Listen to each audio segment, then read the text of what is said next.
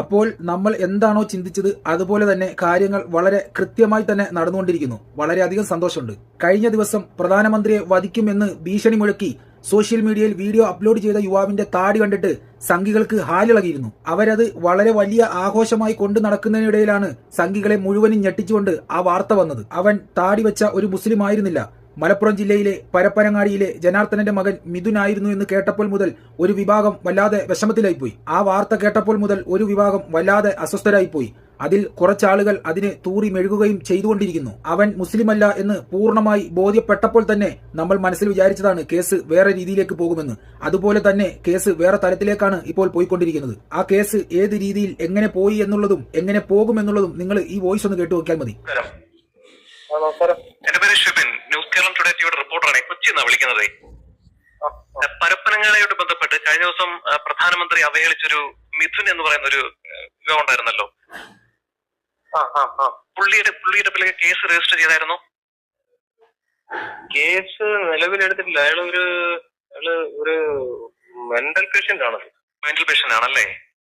Mental patient അയാള് ഒരു 8 മാസം മുമ്പ് അയാള് മറ്റേ കുതിരവട്ടത്തെ ചികിത്സയിലായിരുന്നു.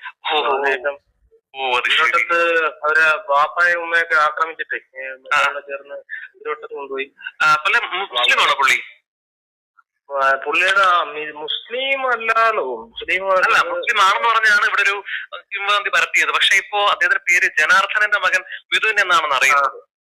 അതെ, ആളെ ഈ ഇച്ചിരി മാനസികമായിട്ട് അസ്വസ്ഥമാണ്. 8 മാസമായിട്ട് ആള് പുറത്തൊന്നും ഇറങ്ങുന്നില്ല. ഈ കുതിരവട്ടത്ത് കൊണ്ടുപോയതിനു ശേഷം കുതിരവട്ടത്ത് പുള്ളിയുടെ പേര് മിഥുൻ എന്നാണ് അല്ലേ? മിഥുനെന്നോ. ഓക്കെ, ശരി. ഇന്നലെ മറ്റേ ഞാനത് ഇന്നലെ രാത്രി അന്വേഷണം നടത്തിയപ്പോ ഇങ്ങനെ ഒരു മാനസികാസ്വാസ്ഥ്യം ഉണ്ടെന്ന് ഒഴിവായിട്ടുണ്ട്.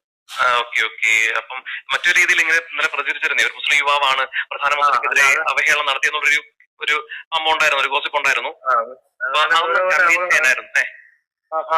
അതൊക്കെ എന്റെ ബാക്കി നടപടി എടുക്കാം. അപ്പൊ ഇയാളെ ഇതിനകത്ത് ഇങ്ങനെയുള്ളൊരു പ്രശ്നമാണ് പറയുന്നത്. ഈ മാനസികമായിട്ട് 8 മാസമായിട്ട് ഇതിലോട്ട് ചികിത്സയിലായിരുന്നു. ഇപ്പം നിലവിൽ ഗുളികയൊക്കെ കഴിച്ച് വീട്ടിനകത്തിരിക്കുക.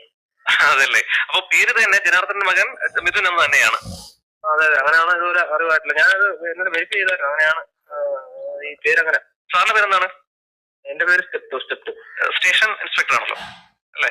ഞാൻ അവിടുത്തെ ഓക്കെ സാർ, താങ്ക് യു. കേട്ടല്ലോ, അവൻ കുതിരവട്ടത്ത് കിടന്ന മെന്റൽ പ്രോബ്ലം ഉള്ള ആളായിരുന്നുവെന്ന്. നമ്മൾ എന്താണോ ചിന്തിച്ചത്, നമ്മൾ എന്താണോ ഉദ്ദേശിച്ചത്, അതേ രീതിയിൽ തന്നെ ഒരു വിഭാഗം ഈ കേസിനെ കൊണ്ടെത്തിച്ചു. ഇതൊരു മുസ്ലിം പേരല്ലാത്തതുകൊണ്ട് ഒരുപക്ഷെ ഇവൻ രാജ്യസ്നേഹി വരെ ആകാൻ സാധ്യതയുണ്ട്. അങ്ങനെ ചെയ്യലാണല്ലോ ഇവന്മാരുടെ പരിപാടി. ജനൻ ടിവിയിൽ എന്തുകൊണ്ടാണ് ഈ വാർത്ത സംപ്രേഷണം ചെയ്യാതിരുന്നത് എന്ന് ഇപ്പോൾ മനസ്സിലായില്ലേ? അവർക്ക് വളരെ കൃത്യമായിട്ട് അറിയാമായിരുന്നു ഇവൻ ഏത് വിഭാഗത്തിൽപ്പെട്ട ആളായിരുന്നുവെന്ന്. അതുകൊണ്ട് മാത്രമാണ് അവർ ആ വാർത്ത റിപ്പോർട്ട് ചെയ്യാതിരുന്നത്. ഇവൻ ഫേസ്ബുക്കിൽ കൃത്യമായി പ്രകോപനപരമായ പോസ്റ്റുകളും വീഡിയോകളും അപ്ലോഡ് ചെയ്യുന്നുണ്ട്. അപ്പോഴൊന്നും അവന് മെന്റൽ പ്രോബ്ലം ഇല്ല. ഇനി സംഘികൾ മുസ്ലിമാക്കി ആഘോഷിച്ച വ്യക്തി പെട്ടെന്ന് RSS പ്രവർത്തകനാണെന്ന് അറിഞ്ഞപ്പോൾ അവനെ മെന്റൽ പ്രോബ്ലം ഉള്ള ഒരു പേഷ്യന്റ് ആക്കി മാറ്റി. സ്വാഭാവികം. ഇനി യഥാർത്ഥത്തിൽ ഒരു മെന്റൽ പ്രോബ്ലം ഉള്ള ഒരു മുസ്ലിം നാമധാരി ആയിരുന്നുവെങ്കിൽ ഈ വിഭാഗത്തിന് അവൻ മെന്റൽ പ്രോബ്ലം ഉള്ള ആളായിരുന്നെങ്കിൽ പോലും അദ്ദേഹത്തെ തൂക്കിക്കൊല്ലാതെ ഉറക്കം വരില്ലായിരുന്നു. സ്വന്തം സംഘടനയിൽ നിന്നും രാജ്യം ഭരിക്കുന്ന പ്രധാനമന്ത്രിക്കെതിരെ പരസ്യമായി വധഭീഷണി മുഴക്കിയ ഇവനെ എന്താണ് ചെയ്യേണ്ടത്?